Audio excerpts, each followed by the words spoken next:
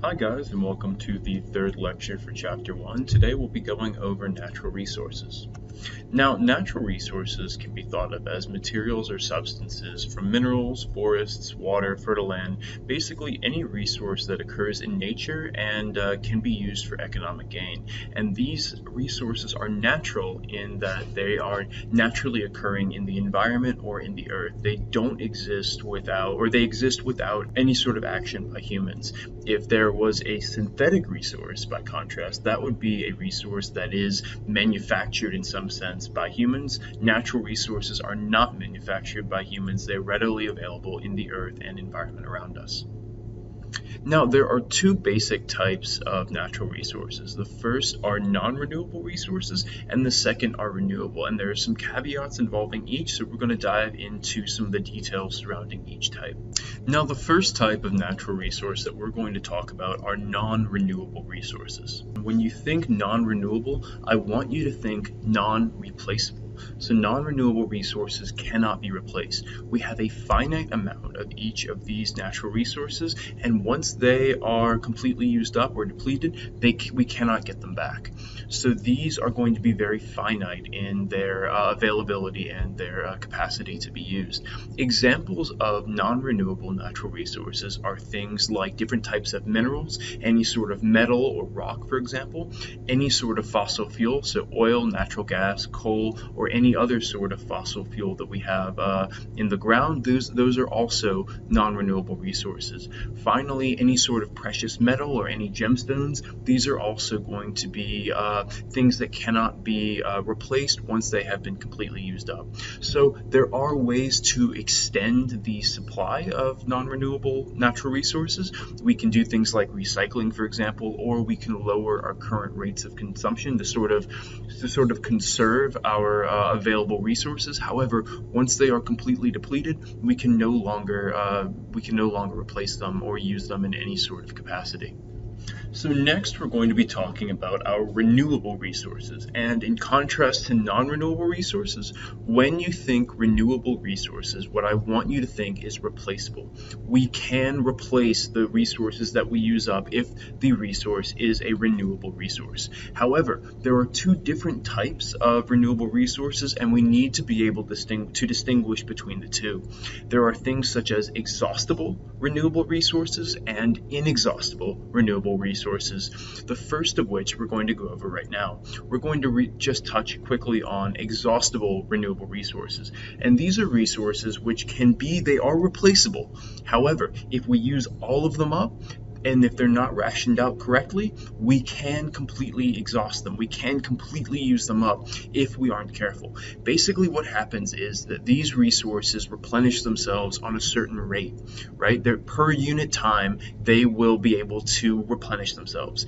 If we use up these resources faster than they can make themselves back up, faster than they can replace themselves, or if we degrade the process that is responsible for replacing the resource, we can convert a exhaustible renewable resource into a non-renewable. Essentially, we can use everything up, and once everything is used up, then we can no longer replace it.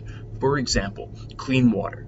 If we completely use up the Floridian aquifer, for example, what happens is that as we completely drain water from the Floridian aquifer, the ground underneath the aquifer compacts.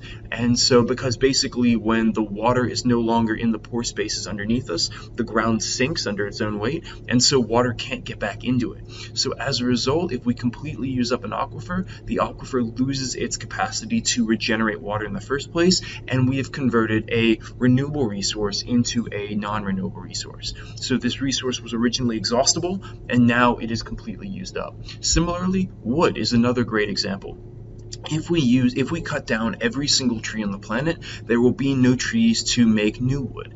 If we cut everything down, then we lose the resource of wood and lumber, something that we rely on pretty heavily. So even though trees can replenish themselves, if we cut down every single forest and there are no trees left, then we lose that resource. So these are examples of exhaustible renewable resources which can be used up if we're not careful in how we use them and how we extract them.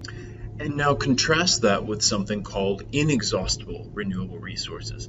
In contrast to exhaustible renewable resources, inexhaustible renewable resources cannot be used up at all.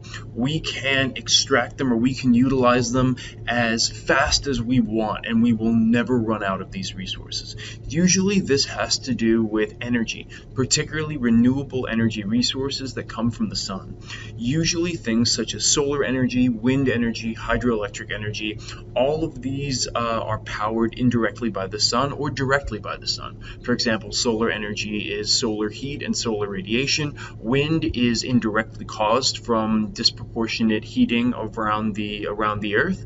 And also hydroelectric energy largely stems from weather patterns that are also driven by solar energy. So because the sun is not going out anytime soon, these forms of solar energy or these renewable energy resources cannot be used up. We can extract them or utilize them as fast as they get here, and we will never run out of them.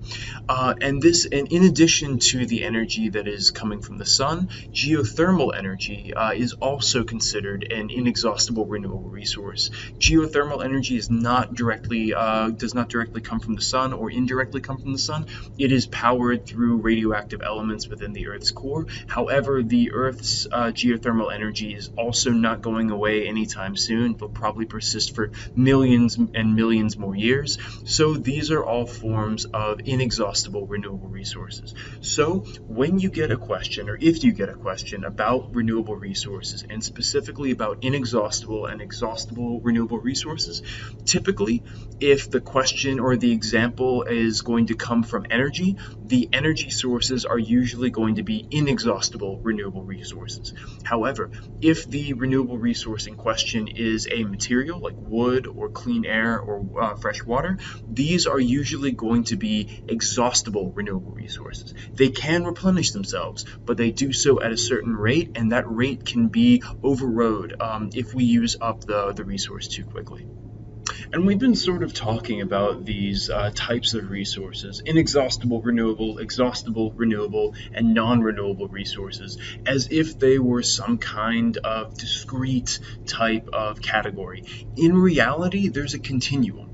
There are ultimately inexhaustible renewable resources that can never get used up, and then there are exhaustible renewable resources that sort of lie somewhere in between the inexhaustible and the non-renewable resources. So for example, wood and fresh water can be replenished fairly quickly, so they are closer to the inexhaustible renewable resource spectrum on this continuum. However, soils, even though soils are technically renewable resources, soils replenish themselves on scales of hundreds to thousands of years. So in reality, they're far closer to non-renewable resources than they are to inexhaustible renewable resources. So just keep in mind, we talk about these as if they're binary categories, but in reality, there's a continuum that exists, and that continuum is especially important when we look at our exhaustible renewable resources.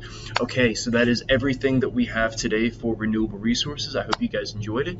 Next, we'll be talking about ecosystem services. I'll see you guys then.